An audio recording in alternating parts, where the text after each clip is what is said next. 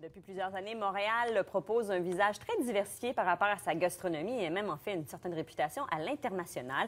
Donc, on en discute avec Olivier Goujon, le directeur marketing des guides de voyage Ulysse. Bonjour. Bonjour. Parce qu'il faut savoir qu'Ulysse a beaucoup de guides, en fait, montréalais gourmands, de différentes formes, de différents sujets. Et aujourd'hui, vous vouliez donc nous parler de cette abondance. D'abord, comment vous faites pour choisir les établissements, les restaurants dont vous parlez? Bien, c'est sûr que d'abord, il faut dire effectivement que Ulysse, on ne fait pas que des guides de voyage à l'extérieur. Tout à fait. Effectivement, on a énormément de guides thématiques, comme vous l'avez dit, sur Montréal. Et forcément, la restauration, tout ce qui est gourmand, ça fait partie, c'est au centre de toute expérience de voyage ou de loisir. On aime manger, on aime pas. Et donc, dans nos guides, il y a énormément de recommandations et de suggestions de restaurants, mais d'épiceries fines aussi, de cafés, de choses à faire.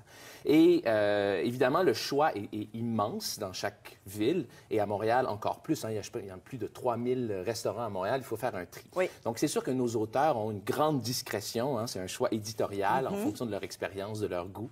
Et également, on va favoriser toujours le rapport qualité-prix. Ça, c'est la base pour chaque sélection. C'est le rapport qualité-prix. Et ce qui est intéressant à dire, c'est qu'on ne cherche pas la nouveauté à tout prix. Bien sûr, on va parler des nouveautés. Hein. Internet, on peut savoir quel est le nouveau restaurant. Tout à fait. Dans les guides, c'est des valeurs sûres. Ce sont des recommandations d'endroits à voir, à goûter. Et c'est ça qui est intéressant. Il faut le dire, c'est important, surtout en restauration, parce qu'on sait que près de 70 des restaurants ferment dans les 5 premières années. Donc, c'est toujours bien d'aller avec des classiques, surtout quand on publie un livre. Oui, bien, c'est ça. Puis il y a les classiques, il y a les trucs plus touristiques. Hein. On va parler, évidemment, je sais pas moi, de Schwartz, du pied de cochon, mais aussi on va parler d'adresses un peu méconnues dans des quartiers moins touristiques. Et c'est ça qui est l'avantage du guide, c'est qu'il y a des listes thématiques. En début d'ouvrage, on peut savoir hein, pour les brunchs, bon, la terrasse, là, c'est peut-être plus trop le temps. Par contre, la fin de soirée, hein, quand on sort d'un restaurant, d'un spectacle et on veut aller manger, qu'est-ce qui est ouvert? Bien oui, Internet peut nous aider, mais le guide de voyage, et c'est ça qu'on veut mettre de l'avant, l'information est facile à aller trouver, elle est là, elle est triée, et c'est l'avantage d'avoir comme ça un guide sous la main.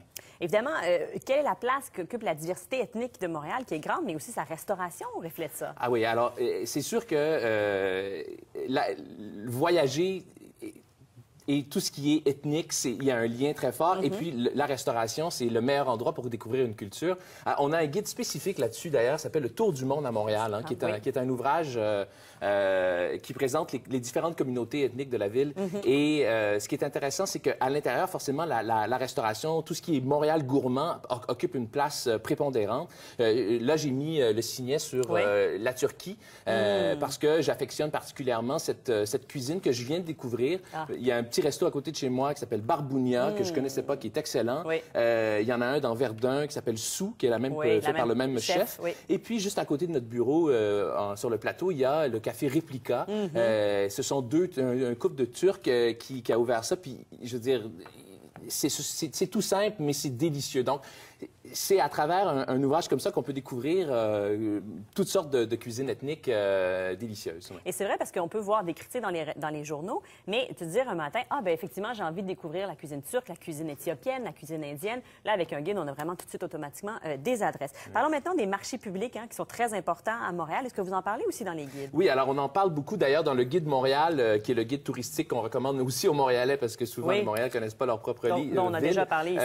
On a par exemple des adresses nos coups de cœur gourmands au marché Jean Talon, par exemple. Même chose au marché à Toiteux. Donc oui, les marchés, c'est sûr que ce sont des marchés connus, hein, tout le monde les connaît, mais on dit, dans le fond, vous allez au marché Jean Talon, osez aller découvrir le marché à Toiteux. Vous allez au marché à Toiteux, osez aller découvrir le marché Maisonneuve dans Chaga Maisonneuve. Parce que les marchés sont au centre de leur quartier et découvrir un marché, ben, c'est aussi découvrir ce qu'il y a autour. On a un guide qui s'appelle Marché à Montréal et ses environs, dans lequel d'ailleurs on dit oser marcher les marchés. Donc, pourquoi pas faire un circuit de marche. La marche est de plus en plus à la mode et c'est tant mieux. Découvrir sa propre ville un pas à la fois et faire le tour des 4 grands marchés montréalais, par exemple, ça peut être une excellente idée. Tout à fait, très bonne idée. Au niveau de la gastronomie, évidemment, on sait que c'est Montréal à table qui se déroule jusqu'au 8 novembre. Il y a plusieurs bonnes tables qui sont à prix un peu réduit.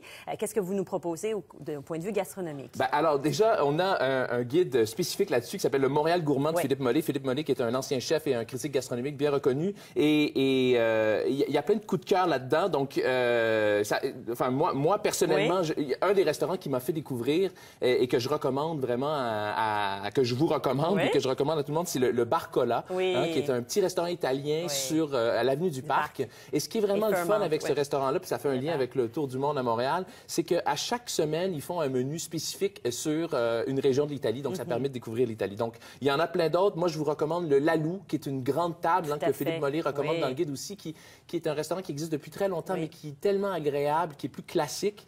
Et puis, personnellement... Pardon? Un super chef. Oui, exactement. Mais c'est ça qui est beau avec ce restaurant qui a vu passer des chefs incroyables. Puis encore aujourd'hui, la qualité est au rendez-vous, le service.